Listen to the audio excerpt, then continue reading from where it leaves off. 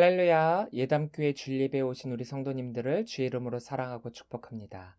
희망 고문이란 말이 있습니다. 이 희망 고문은 말 그대로 실상은 되지 못하지만 될 듯 보이고 될 듯 보이고 될 것처럼 희망을 줘서 차라리 그것이 고문과 같다라는 뜻입니다. 희망을 포기할 수 없도록 만드는 고문이라는 뜻입니다. 즉, 답은 이미 정해져 있습니다. 안 된다라는 거죠. 그럼에도 불구하고 이 희망이라는 것을 놓지 못하도록 하고 있습니다.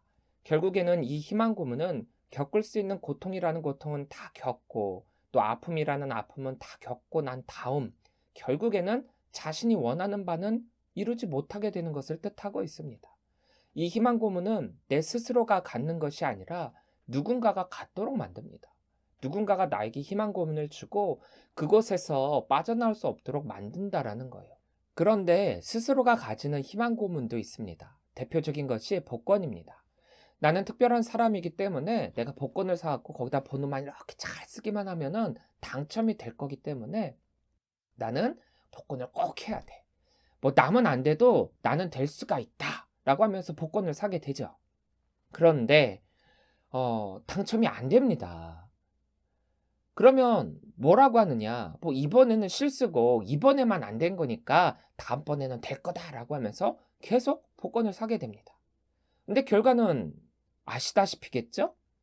잘 되겠지, 또 좋아지겠지, 성공하겠지.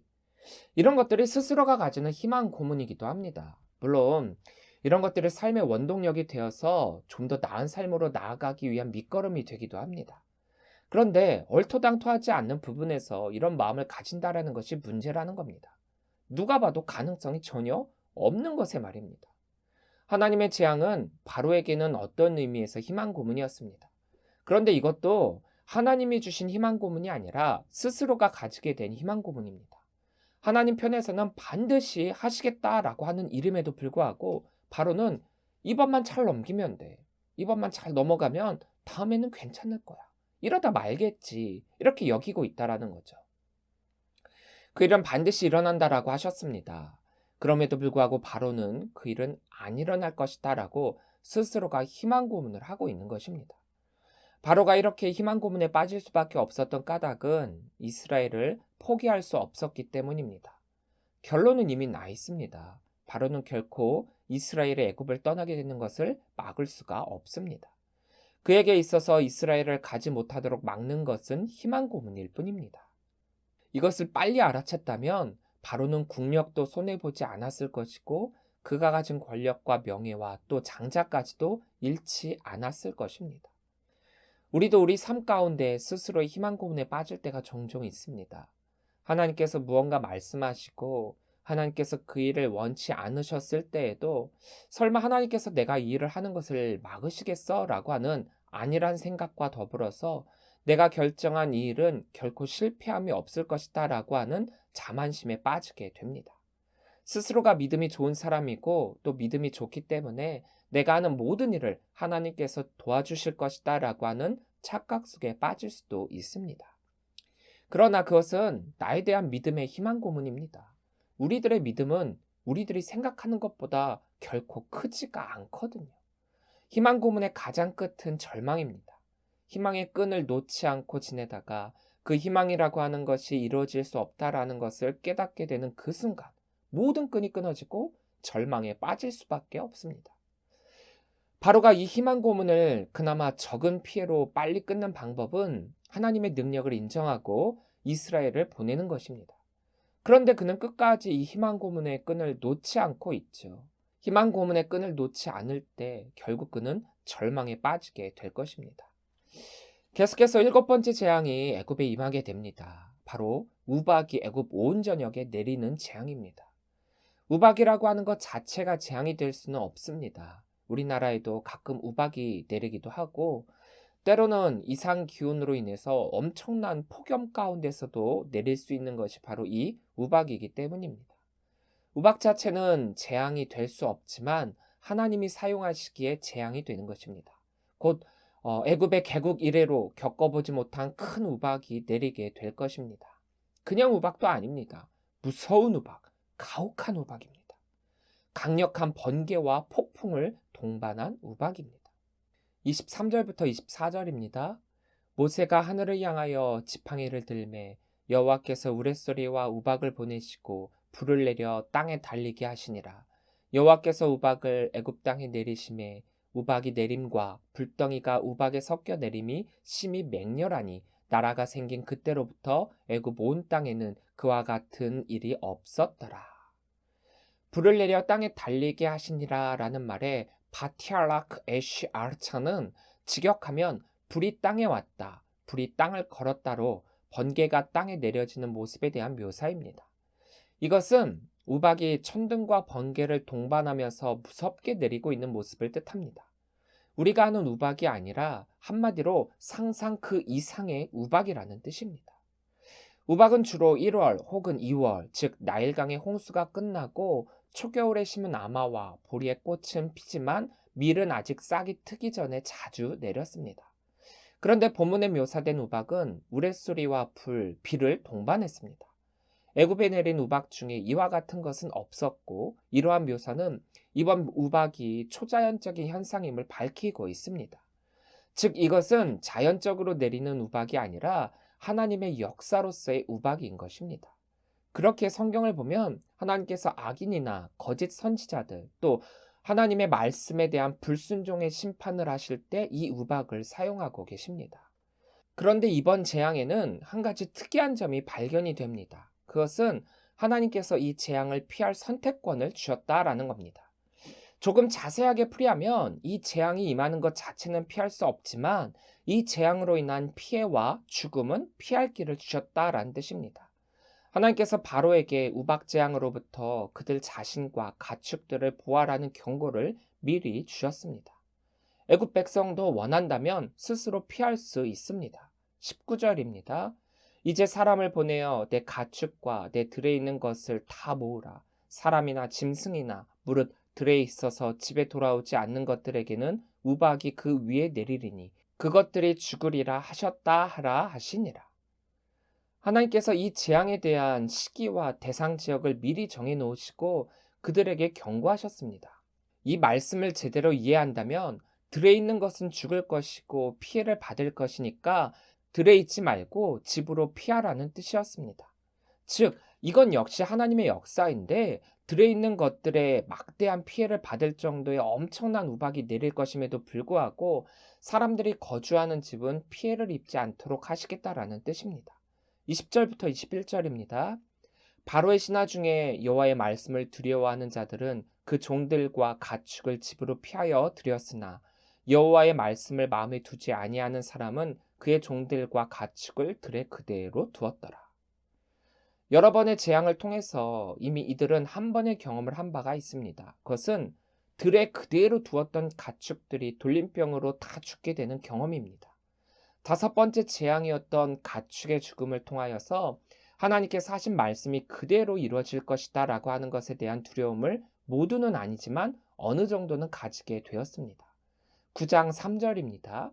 여호와의 손이 들에 있는 내 가축 곧 말과 나귀와 낙타와 소와 양에게 더하리니 심한 돌림병이 있을 것이며 하나님의 말씀을 믿지는 않았지만 우연하게 들에 있지 않았던 가축들은 5번째 재앙에서 살아남았었습니다. 그런데 지금 하나님께서 그때와 비슷한 말씀을 하시고 계시죠. 그리고 선택의 기회를 주십니다. 애굽 사람들은 들에 있는 것들은 사람이나 짐승이나 집에 돌아오지 않는 것들은 우박으로 인해 죽을 것이라는 하나님의 말씀을 듣고 이미 경험했던 그때의 경험으로 말미암아 두려움에 떨게 됩니다. 그래서 이런 선택을 하게 되죠. 들에 있는 가축들을 우리 안으로 옮기고 사람들은 집으로 몸을 숨기게 됩니다. 지금까지 바로의 잘못된 선택으로 인해 애굽 모든 사람들이 피해를 보고 있었습니다. 그런데 이번 재앙에서는 그런 애굽 사람들 중에서도 선택할 수 있는 은혜를 베풀어 주시고 계십니다. 즉, 그 재앙에서 피할 길을 주신다라는 것이죠. 그럼에도 불구하고 하나님의 피할 길을 선택하지 않은 사람들도 있습니다. 바로와 같이 완악한 마음을 가진 사람들 말입니다. 한 번의 선택이 평생을 좌우할 수 있습니다. 비록 하나님을 알지 못하고 하나님과 대적하며 하나님의 반대편에 있었지만 재앙이 계속적으로 반복됨을 통하여 하나님을 알게 되었고 하나님의 능력을 깨닫게 되었고 또 하나님께서 피할 길을 주셨을 때 그 길을 피할 길을 선택한 사람들이 있습니다. 순간의 선택이요, 순간의 믿음입니다. 어떻게 보면 짜투리 믿음이라고 할 수도 있죠. 왜냐하면 이들은 믿음이 무엇인지는 정확하게는 모르지만 하나님의 말씀은 반드시 이루어진다라는 것을 알게 되었고 그 말씀에 순복한 것이기 때문입니다. 너무나도 작은 짜투리 믿음일지언정 그 믿음이 이들을 생명의 길로 인도했습니다. 이것이 하나님의 은혜입니다. 하나님의 심판의 대상은 믿음이 많고 적음이 아니라 믿음이 없기 때문입니다. 믿음의 양이 아니라 믿음의 유무라는 것입니다. 소돔과 고모라가 멸망한 까닭은 그들이 심판의 대상이기도 했지만 거기에 하나님을 믿는 의인 10명이 없었기 때문입니다. 지금 애굽이 재앙의 대상이기는 하지만 하나님의 말씀을 믿고 자투리 믿음이라도 하나님을 두려워하는 자들은 이 재앙에서 벗어날 수 있었습니다. 하나님의 은혜로 말입니다. 그러나 하나님을 신뢰하지 않고 자만하고 또 나태함에 빠져 지내는 사람들은 결국에는 이 재앙에서 벗어날 수가 없었고 큰 피해를 입을 수밖에 없었습니다. 25절부터 26절입니다. 우박이 애굽 온 땅에서 사람과 짐승을 막론하고 밭에 있는 모든 것을 쳤으며 우박이 또 밭의 모든 채소를 치고 들의 모든 나무를 꺾었을 때 이스라엘 자손들이 있는 그곳 고센 땅에는 우박이 없었더라. 이것은 이미 이스라엘 백성들과 구별된 재앙이었고 애굽 사람들 중에서도 하나님의 말씀을 믿었던 사람들은 피한 재앙이었지만 그 나머지 애굽 사람들은 이 재앙에서 벗어날 수 없었습니다. 엄청난 피해를 야기한 재앙이었지요. 그런데 또 신기한 것은 들에 있는 것들은 피해를 입을 정도로 강대한 재앙이었지만 집에 있는 것들은 피해를 입지 않았다라는 사실입니다. 이러한 구별된 재앙이었기에 애굽 사람들은 더더욱 하나님의 위대하심을 두려워할 수밖에 없는 것입니다. 평생 겪어보지 못한 우박을 경험하게 된 바로는 뜻밖에도 그가 하기 어려운 고백을 하게 됩니다. 27절부터 28절입니다. 바로가 사람을 보내어 모세와 아론을 불러 그들에게 이르되 이번은 내가 범죄하였노라. 여호와는 의로우시고 나와 나의 백성은 악하도다. 여호와께 구하여 이 우레소리와 우박을 그만 그치게 하라. 내가 너희를 보내리니 너희가 다시는 머물지 아니하리라. 바로의 이 말은 자신의 죄를 고백하는 것처럼 들립니다. 그러나 이것은 자신의 죄를 고백하고 회개하는 것이 아니었습니다. 회개라기보다는 자신이 실패한 부분을 부분적으로나마 인정하는 의미로서 여호와께 순복하고 있는 것입니다. 이번은 내가 범죄하였노라. 이것은 어떻게 해서든지 지금 이 순간의 어려움만을 모면하면 된다라는 의도로 구하고 있는 것입니다. 이전까지는 내가 틀리지 않았지만 이번은 내가 틀렸다라고 인정할 테니까 이번은 그냥 넘어가다오. 우리도 어려운 상황에 처하게 되면 하나님께 하나님 이번만 살려주시면 제가 이렇게 하겠습니다 라고 기도를 하다가도 상황이 호전되면 옛삶으로 되돌아가는 경우가 너무나도 많이 있습니다. 진정한 회개란 후회가 아니라 이전의 삶에서 180도 다른 길을 가는 것입니다. 회개와 후회는 다릅니다. 후회는 자신의 잘못에 대한 반성이 없습니다. 그렇기에 후회는 할지언정 그 삶이 바뀌지는 않습니다. 하지만 회개는 자신의 지난 잘못을 인정하고 반성하는 것입니다. 그리고 이전까지의 잘못된 모습에서 돌이켜 새로운 모습을 보여주는 것이 회개입니다. 그러니까 변화가 있어야 진정한 회개라는 것이지요. 말만 아무리 잘못했다, 범죄했다라고 하는 것이 중요한 것이 아니라 그 잘못에 대한 진정한 반성과 회개가 있어야 하는 것이지요. 그러나 바로는 그렇지가 않았습니다. 그는 지금까지의 자신의 생각을 되돌릴 생각이 전혀 없었죠. 말뿐인 범죄의 고백입니다. 이번은 내가 범죄하였노라. 여호와는 의로우시고 나와 나의 백성은 악하도다 라고 고백을 하게 되고 이스라엘을 보낼 테니까 하나님께 구하여 이 우레소리와 우박을 그만 그치게 하라고 모세에게 간구를 합니다. 그런데 바로는 여전히 희망 고문 가운데 있습니다. 34절부터 35절입니다. 바로가 비와 우박과 우레소리가 그친 것을 보고 다시 범죄하여 마음을 완악하게 하니 그와 그의 신하가 꼭 같더라. 바로의 마음이 완악하여 이스라엘 자손을 내보내지 아니하였으니 여호와께서 모세에게 말씀하신과 같더라. 우리들의 신앙이 꼭 이 바로와 같습니다. 어려울 때는 잠시 믿음이 있는 채 하다가 그 어려움이 사라지면 다시금 믿음 없는 자와 같은 행동을 똑같이 행하게 됩니다. 하나님이 모르시고 해결해 주시는 것이 아닙니다. 알면서도 속는 부모의 마음으로 언젠가는 진실해지겠지 하는 마음으로 해결해 주신 것입니다.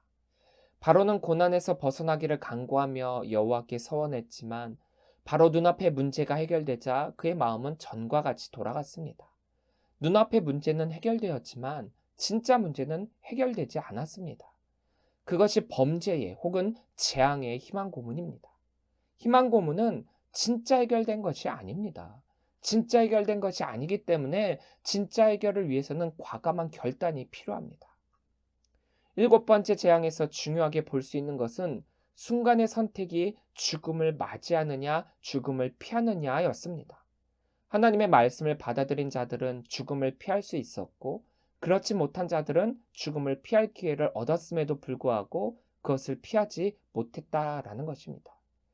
우박을 피한 자들은 선한 자들이기에 우박을 피한 것이 아니라 그나마 그럼에도 불구하고 죄를 지었음에도 불구하고 하나님이 주신 피할 길에 대한 기회를 놓치지 않았기 때문입니다. 그리고 이들은 조금 늦은 감이 있기는 하지만 그럼에도 불구하고 하나님을 두려워하였고 하나님의 말씀을 믿었기 때문에 이 재앙에서 이 죽음에서 피할 수 있었던 것입니다. 늦었지만 그래도 이들은 실패한 것이 아닙니다. 아주 자그마한 자투리 믿음이 이들을 살렸습니다.